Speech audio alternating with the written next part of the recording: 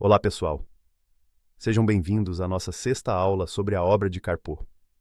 A nossa última conversa sobre a obra História da Música de Otto Maria Carpo, a gente mergulhou fundo na primeira metade do romantismo. Na aula anterior, nós mergulhamos na primeira grande fase do romantismo musical. Vale a pena lembrar, rapidamente, quem são os grandes nomes dessa primeira fase do romantismo. Estamos falando de compositores que ainda dialogam com a herança clássica. São esses compositores pré-wagnerianos: Schubert, Mendelssohn, Chopin, Schumann, Berlioz, Weber, Liszt, cada um destes, e à sua maneira, empurrando a linguagem musical para além do equilíbrio clássico. Esses já aprenderam a introduzir subjetividade, lirismo pessoal e expansão emocional. Vamos lembrar também, especialmente para quem não assistiu às aulas anteriores, e antes de avançarmos, o que chamamos de romantismo na música. O romantismo é o período musical que sucede o classicismo, época em que atuaram compositores como Haydn, Mozart e Beethoven. No entanto, como o próprio Otto Maria Carpo enfatiza, o romantismo, ou melhor, os romantismos, não constituem um estilo no sentido estrito, como foram o barroco ou o classicismo. O romantismo, ou os romantismos como Carpo, dá tanta ênfase não é um estilo no sentido estrito, como o barroco ou o classicismo foram, mas uma atitude espiritual, ou uma postura diante da arte. É o momento em que a música deixa de se submeter prioritariamente à forma, à convenção e à função social, para tornar-se expressão direta da interioridade, da subjetividade, da experiência individual. No romantismo, a obra já não pretende apenas ser bela ou equilibrada, mas significar, revelar um mundo interior, frequentemente conflitivo, excessivo e fragmentado. Por isso, o romantismo tende à expansão das formas, ao alargamento da linguagem harmônica, ao culto da originalidade e, em seus extremos, à crise das estruturas herdadas do classicismo. Podemos dizer que o que antes era proporção torna-se excesso. O que era clareza torna-se ambiguidade. O que era forma passa a ser tensão. A música, assim como os romances de Dostoiévski, passa a funcionar como um campo de batalha da consciência. Cada obra já não resolve os conflitos. Expõe-nos esses conflitos. E quanto mais profundamente a arte tenta dizer o indizível, o sofrimento, a culpa, o desejo de redenção, mais ela se aproxima do limite de sua própria linguagem. Wagner é, nesse sentido, o equivalente musical de Dostoiévski. Ambos levam sua arte até o limite, até o ponto em que a estrutura começa a ranger, porque o mundo interior que querem revelar já não cabe nas molduras antigas. Senhores, essa jornada e tanto pela expansão, pelo excesso que culminou naquela figura quase sísmica que foi Richard Wagner. O final do século XIX não é uma linha reta, mas uma série de reações às vezes até conflitantes a esse legado. É um terreno rachado, um solo instável, onde cada compositor pisa de um jeito diferente. Alguns tentam reconstruir sobre os escombros, outros se afastam, com desconfiança. Outros ainda fingem que nada aconteceu, mas a terra já não é a mesma. O que surge, então, não é uma continuidade tranquila, mas uma sucessão de respostas, muitas vezes opostas, ao mesmo choque profundo. O legado de Wagner é a fragmentação de um mundo. Já entendemos que a abordagem do Carpo é que ele não dá só uma lista de nomes, mas como em toda a sua obra, ele organiza tudo como uma série de respostas a grandes problemas. Carpo vê a música como uma ferramenta para analisar o espírito de um povo daquele tempo. Mas Wagner aparentemente jogou pedras em um pilar estrutural da música até o momento. Colocou inclusive em xeque a tonalidade. A abordagem da aula de hoje. Como continuar depois de Wagner? Ou, talvez mais importante, como não continuar? Hoje a gente vai explorar justamente essas respostas. Vamos ver. Os que tentaram levar a tocha wagneriana, a reação latina na França e na Itália, a resistência assim ferrenha do Brahms e até uma renovação mais espiritual em Paris. É o palco sendo montado para as grandes rupturas do século XX. Vamos começar então por aqueles que estavam mais perto do epicentro. Vamos começar então por aqueles que estavam no olho do furacão, vivendo sob a sombra do gigante, como diria Nietzsche. Estamos falando dos wagnerianos. Essa é uma posição ingrata. Depois de uma figura titânica como Wagner, o risco de um compositor se tornar apenas um imitador, um epígono, uma sombra pálida, é enorme. E Carpo não perdoa. Ele aponta que muitos caíram sim nessa armadilha. Mas ele destaca dois nomes que conseguiram beber da fonte wagneriana e ainda assim criar algo profundamente original. Esses são Anton Bruckner e Hugo Wolf. E a ironia é que eles não poderiam ser mais diferentes entre si. O Carpo propõe uma tese belíssima. A música de Bruckner não nasce de uma história, nem de um poema. Ela vem de um único lugar, da fé, e mais especificamente, da arquitetura da fé. Bruckner foi organista no mosteiro barroco de Sankt Florian, e o que o Carpo sugere é que ele transfere para a orquestra a experiência acústica daquele espaço. Imagine o som de um órgão ecoando numa catedral de pedra vazia, a reverberação prolongada, o acúmulo lento e massivo de som. É exatamente isso que Bruckner constrói com os metais, com as cordas. As sinfonias dele são, na essência, missas sem palavras, catedrais de som. Mas existe também a história complicada das partituras dele, cheias de versões diferentes, revisões constantes. E isso tem tudo a ver com a personalidade de Bruckner. A timidez dele era quase patológica. Ele permitia que alunos, maestros bem-intencionados, corrigissem suas obras. Foi um caos que durou décadas. Bruckner era um gigante que não sabia o próprio tamanho. Se Bruckner ocupa um polo desse universo wagneriano, o do gigante ingênuo, o santo, no polo oposto, nós encontramos a figura trágica de Hugo Wolf. Enquanto Bruckner olhava para o céu, para a arquitetura divina, Wolf olhava para o abismo da psique humana. Ele era um intelectual torturado, um crítico musical feroz, de temperamento instável, que viveu no limite da sanidade e terminou seus dias, tragicamente, num asilo. Mas a resposta dele ao problema Wagner foi genial. Ao invés de tentar competir com as catedrais sonoras de Wagner ou Bruckner, Wolf fez o inverso. Ele comprimiu a escala. Ele pegou todo o peso dramático, toda a complexidade harmônica da ópera wagneriana e a injetou na forma mais íntima possível. O Lied, a canção alemã para voz e piano. É o que Carpo chama brilhantemente de drama musical de bolso. Mas como isso funciona na prática? Imaginem uma ópera inteira condensada em 3 minutos. Para fazer isso caber, Wolf teve que sacrificar algo sagrado, a melodia simples e cantável de compositores como Schubert. Em Wolf, a voz não canta uma melodia bonita, ela declama o texto. É um recitativo psicológico, onde cada inflexão da palavra, cada vírgula do poeta, é respeitada obsessivamente. E o piano? O piano deixa de ser mero acompanhamento. Ele assume o papel da orquestra wagneriana. É o piano que revela o subtexto, o que não está sendo dito. Ele carrega as tensões, os desejos ocultos, o ambiente psicológico. Ouvir uma canção de Hugo Wolf é uma experiência quase desconfortável. É íntimo demais. É como ler o diário secreto de alguém ou assistir a uma sessão de psicanálise musicada. Bruckner expandiu o tempo para a eternidade. Wolf congelou o instante psicológico em sua máxima tensão. Mas enquanto os países de língua alemã lidavam com esse fantasma de Wagner, seja expandindo-o como Bruckner ou condensando-o como Wolf do outro lado da fronteira, a estratégia era bem diferente. Em Paris, o caminho escolhido não foi o enfrentamento direto, mas a evasão. A resposta francesa. Enquanto os alemães mergulhavam nesses abismos metafísicos, em Paris, o clima era outro. A Paris da Terceira República não queria saber de terrenos rachados ou fins de mundo. Ela queria prazer, elegância e, acima de tudo, equilíbrio. Carpo define o público dessa época com uma expressão francesa perfeita.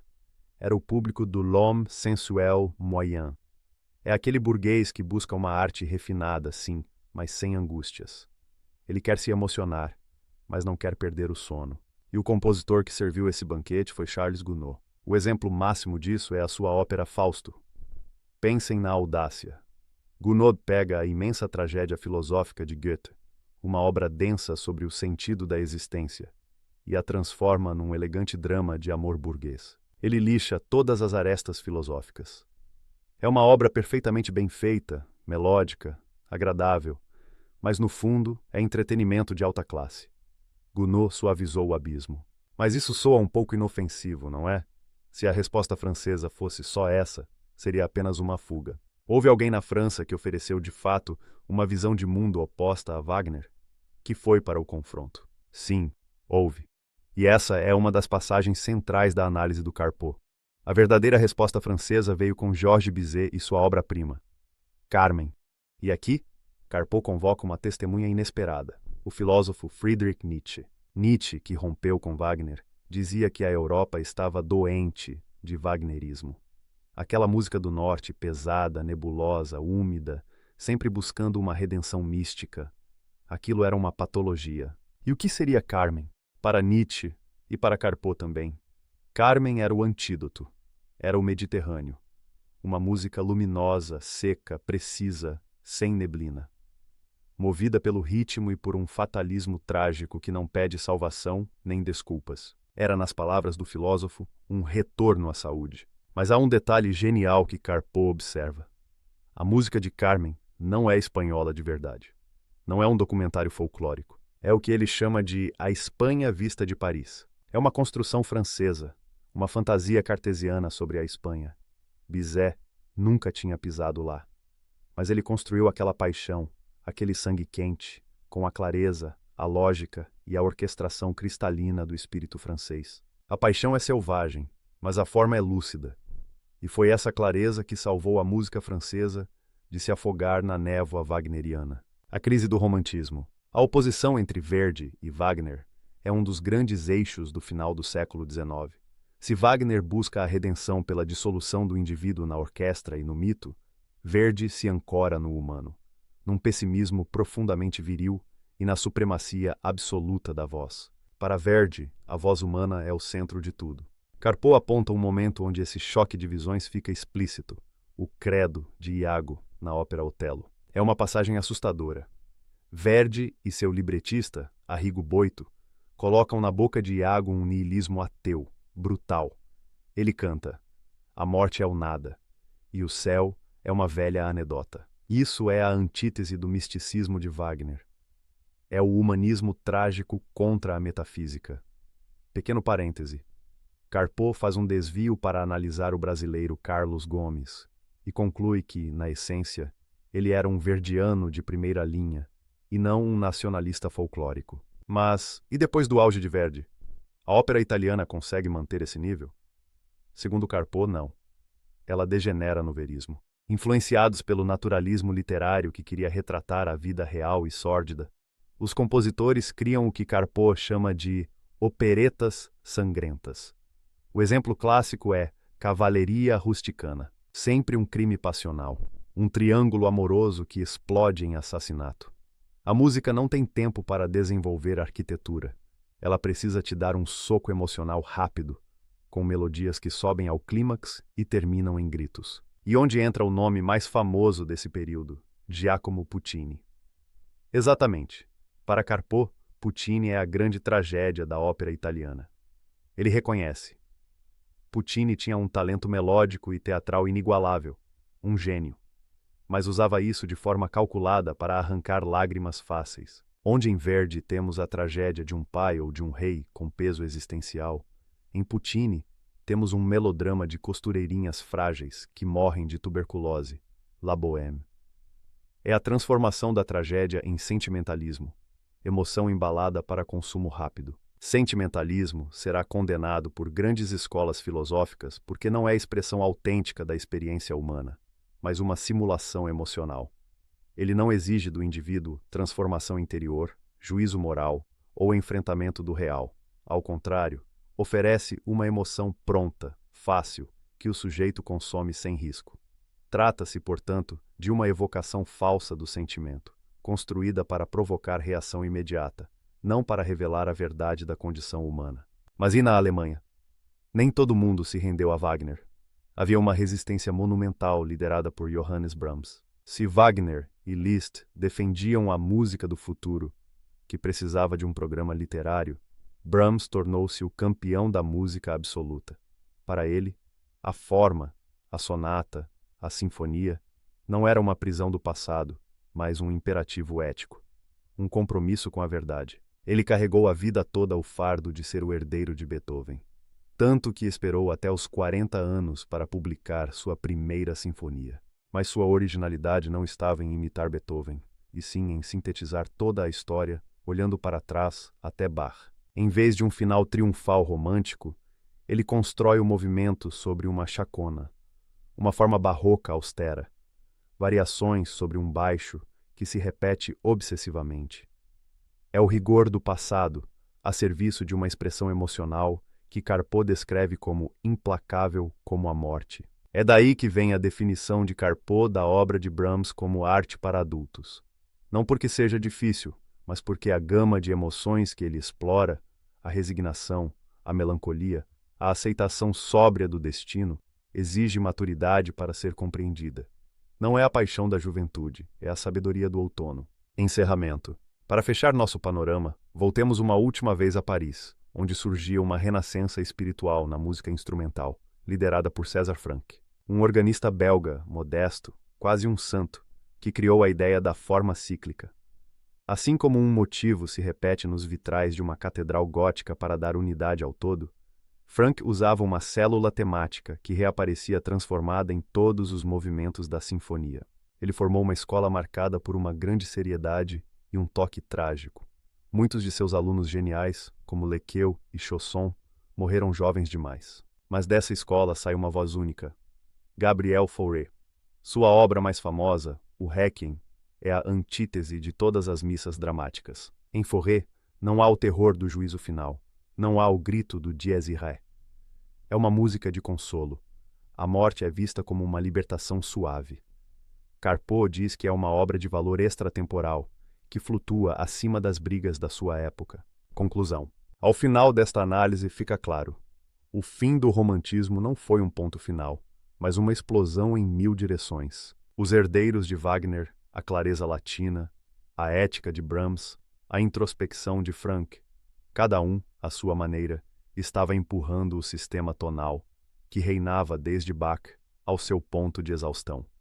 A harmonia foi esticada até não poder mais. O cenário estava montado para o colapso, e fica aqui uma reflexão provocada por tudo isso. Essa guerra de estilos do século XIX ajudou a criar a instituição do concerto como conhecemos hoje. Transformou as salas de espetáculo em museus de repertório histórico. A questão que deixo para vocês é: será que, ao continuarmos escolhendo lados nessa batalha de gigantes do passado, não acabamos, sem querer, fechando os ouvidos para a música que está sendo criada no nosso próprio tempo? Nos vemos na próxima aula, onde começaremos a explorar a grande ruptura do século XX. Resumo da aula de hoje. Nesta aula, nós vimos que o romantismo não acabou com um suspiro, mas com um terremoto chamado Richard Wagner. Depois dele, o mundo musical se fragmentou em um terreno rachado, onde cada compositor teve que escolher como sobreviver aos escombros da tonalidade. Nós exploramos 4 grandes respostas a essa crise. A primeira são os wagnerianos, a sombra do gigante. Vimos que, na Áustria, 2 compositores conseguiram ser originais mesmo sob a sombra de Wagner. Anton Bruckner, o santo ingênuo, que usou a orquestra wagneriana para construir catedrais sonoras, verdadeiras missas sem palavras baseadas na fé. E Hugo Wolf, o oposto psicológico, que comprimiu o drama wagneriano no que Carpeaux chama de drama de bolso, o Lied, onde a música vira uma psicanálise da poesia. A segunda foi a resposta latina, o antídoto. Enquanto isso, a França buscava a cura para a doença wagneriana, entre aspas. A segunda com a elegância burguesa de Gounod, e depois, de forma definitiva, com Bizet em Carmen.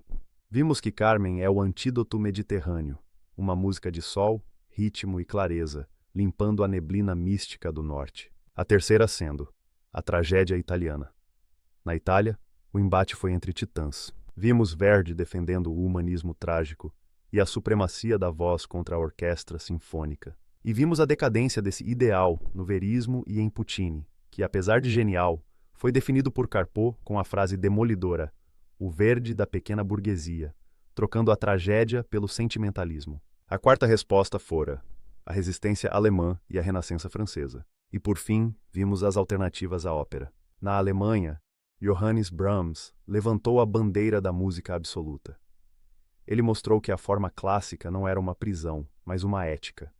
Sua música é uma arte para adultos, feita de resignação e rigor arquitetônico. E em Paris, César Franck e Gabriel Fauré trouxeram uma renovação espiritual, buscando na forma cíclica e na serenidade do Requiem uma música que flutua acima dos conflitos da época. Conclusão que podemos tomar é que o final do século XIX foi uma explosão em 1000 direções. A harmonia foi esticada, a forma foi desafiada e o palco está montado. Na próxima aula, não haverá mais como remendar o vaso quebrado. Nós vamos entrar na grande ruptura do século XX.